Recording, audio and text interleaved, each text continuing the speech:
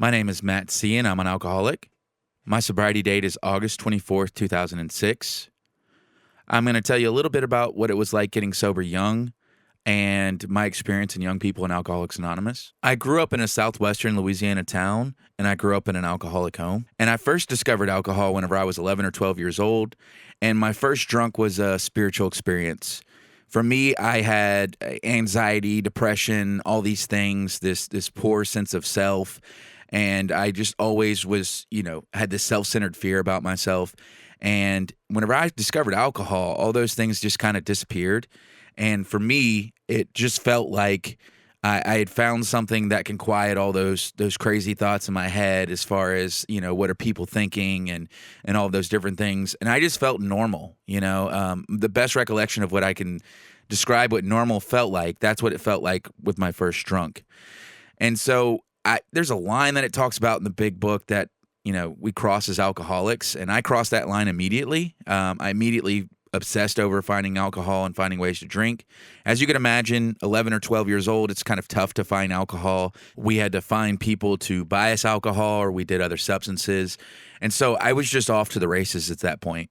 And I could bore you with what the next 7 years of my life look like, but I'm going to try to summarize it pretty quickly. I found myself in and out of jails. I found myself in and out of hospitals. I found myself in and out of situations where I would total cars or almost get people hurt because I was drinking and driving or doing other things. And I just went in and out of AA from the age of 15 to 19. And I'd found myself in a situation at 19 where I'd burned every bridge in my life. I'd moved an hour away from where I was born and raised. I thought that would change things, and it didn't. And it was just a cyclical pattern of me burning bridges. I'd basically ruined the relationship that I had with a girl that was kind of like a high school sweetheart. And I just found myself, in and out of hospitals, in and out of jails, in and out of psych wards. And I just been through like the list of things where I just found myself at 19 where I was just ready to quit. I was just ready to stop. And in fact, the last year and a half of my drinking, I was ready to stop, and I just didn't know how. And I wasn't quite ready to surrender to the steps and to a sponsor and to a loving God. But at 19, I'd found myself in a predicament where I was either going to go back to jail or I was going to go to a halfway house. And thankfully, I chose to go to a halfway house and try something different. And what changed for me was this: I saw that I couldn't game the system anymore, and it just wasn't working.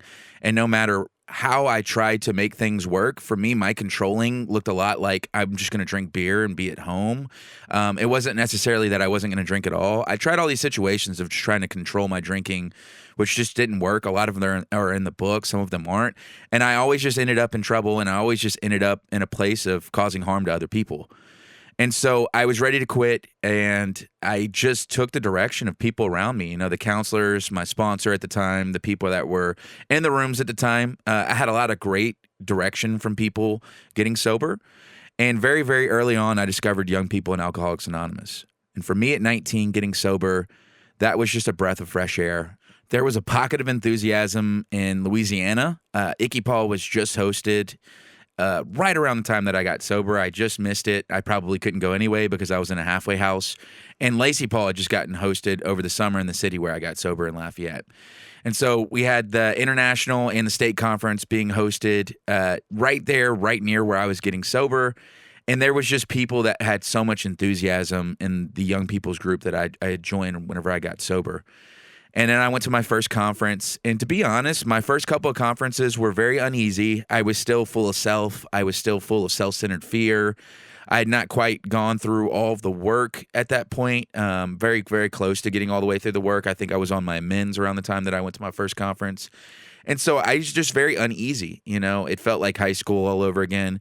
But as I continued to keep coming back to these conferences and just showing up, and as I kind of progressed through the work, I noticed that there was like a common bond of these people. And, a year later, some of the people that I met at my first conference, they were going through all the same things that I was as a 19, 20-year-old, 21-year-old, that are uniquely different than the common age that you find in an AA group, at least for me and what my experience is.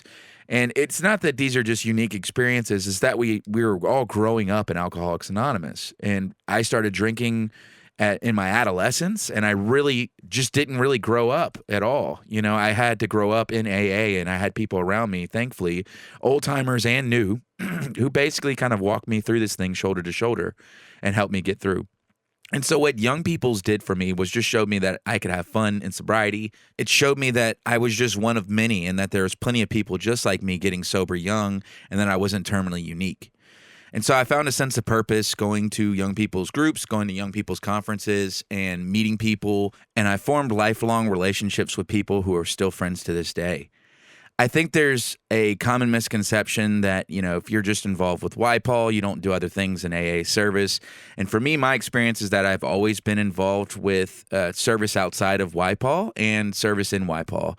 And so I was voluntold to be a part of the state conference, being the coffee chair for 2 years, very early on in my sobriety. I've always had a group level position for the most part throughout my sobriety, unless I had some other type of commitment that I needed to kind of only have one commitment at a time. And I've also been a part of district. I've been a part of area. And so I've done service at all these different levels of service, and it hasn't always just been YPAL. And to me, serving in YPAL and being a part of YPAL conferences and YPAL groups has always just been something where I'm uniquely qualified to help young people because I have that experience. It hasn't felt like it's a separate thing from AA or the greater whole of AA.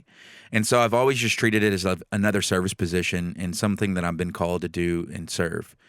And in this last year, I've had the honor of being a part of the 64th Icky Paul Host Committee in Austin, Texas. And it's just been the most rewarding experience that I've had in my sobriety. I really don't have the time to tell you every impactful experience that I've had on the bid committee or the host committee, but I will say that this is an experience you must not miss. If you have the ability to bring a conference like this to your own backyard, it changes lives, it changes your community.